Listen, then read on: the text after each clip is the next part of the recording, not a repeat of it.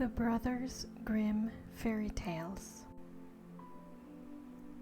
The Traveling Musicians. An honest farmer had once an ass that had been a faithful servant to him a great many years, but was now growing old and every day more and more unfit for work. His master, therefore, was tired of keeping him and began to think of putting an end to him. But the ass, who saw that some mischief was in the wind, took himself slyly off and began his journey towards the great city, for there, thought he, I may turn musician. After he had traveled a little way, he spied a dog lying by the roadside and panting as if he were tired. "What makes you pant so, my friend?" said the ass. "Alas," said the dog, "my master was going to knock me on the head because I am old and weak and can no longer make myself useful to him in hunting. So I ran away. But what can I do to earn my livelihood?" "Hark ye," said the ass, "I am going to the great city to turn musician. Suppose you go with me and try what you can do in the same way?" The dog said he was willing, and they jogged on together. They had not gone far before they saw a cat sitting in the middle of the road and making a most rueful face. "Pray, my good lady," said the ass, "what's the matter with you? You look quite out of spirits." "Ah me," said the cat, "how can one be in good spirits when one's life is in danger? Because I am beginning to grow old and had rather lie at my ease by the fire than run about the house after the mice. My mistress laid hold of me and was going to drown me, and though I have been lucky enough to get away from her, I do not know what I am to live upon." "Oh," said the ass, "by all means go with us to the great city.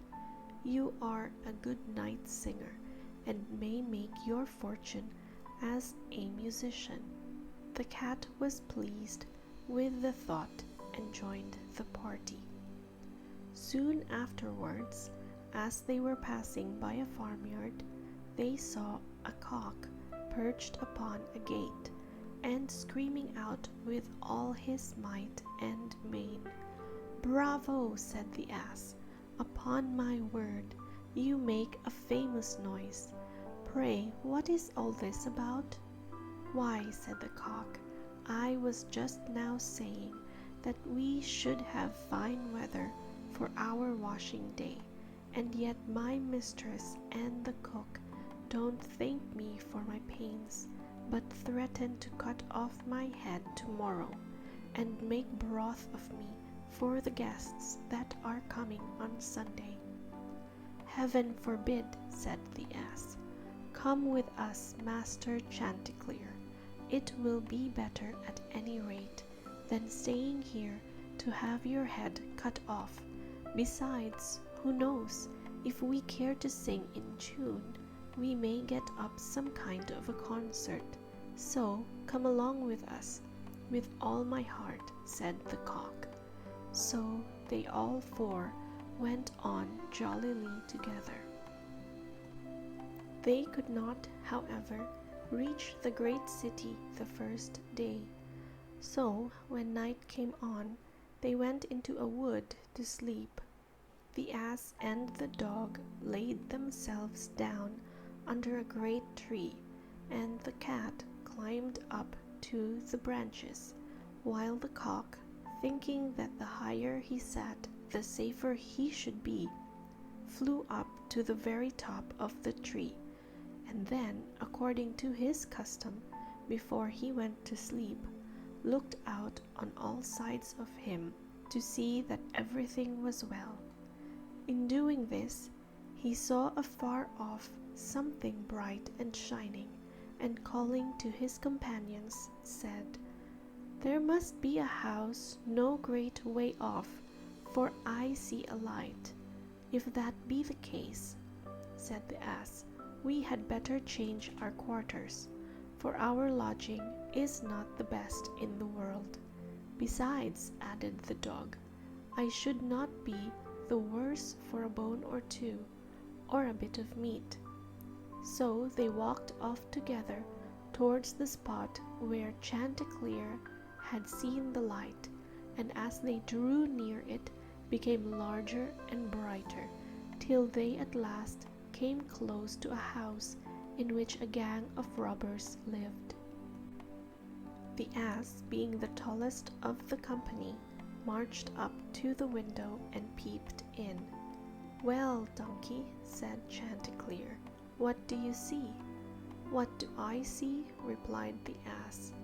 "Why, I see a table spread with all kinds of good things, and robbers sitting around it making merry." "That would be a noble lodging for us," said the cock. "Yes," said the ass, "if we could only get in." So they consulted together how they should contrive to get the robbers out, and at last they hit upon a plan. The ass placed himself upright on his hind legs, with his 4 feet resting against the window. The dog got upon his back, the cat scrambled up to the dog's shoulders, and the cock flew up and sat upon the cat's head. When all was ready, a signal was given, and they began their music. The ass brayed, the dog barked, the cat mewed, and the cock screamed. And then they all broke through the window at once, and came tumbling into the room, amongst the broken glass with a most hideous clatter. The robbers, who had been not a little frightened by the opening concert, had now no doubt that some frightful hobgoblin had broken in upon them, and scampered away as fast as they could. The coast was once clear. Our travelers soon sat down and dispatched what the robbers had left, with as much eagerness as if they had not expected to eat again for a month. As soon as they had satisfied themselves, they put out the lights, and each once more sought out a resting place to his own liking. The donkey laid himself down upon a heap of straw in the yard. The dog stretched himself upon a mat behind the door. The cat rolled herself up on the hearth before the warm ashes, and the cock perched upon a beam on the top of the house.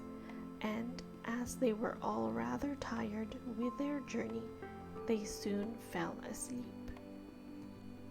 But about midnight, when the robbers saw from afar that the lights were out, and that all seemed quiet, they began to think that they had been in too great a hurry to run away, and one of them, who was bolder than the rest, went to see what was going on.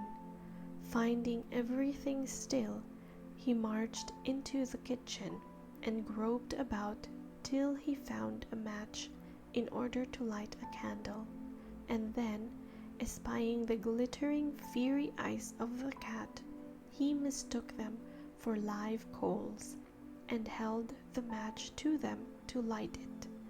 But the cat, not understanding this joke, sprang at his face and spat and scratched at him.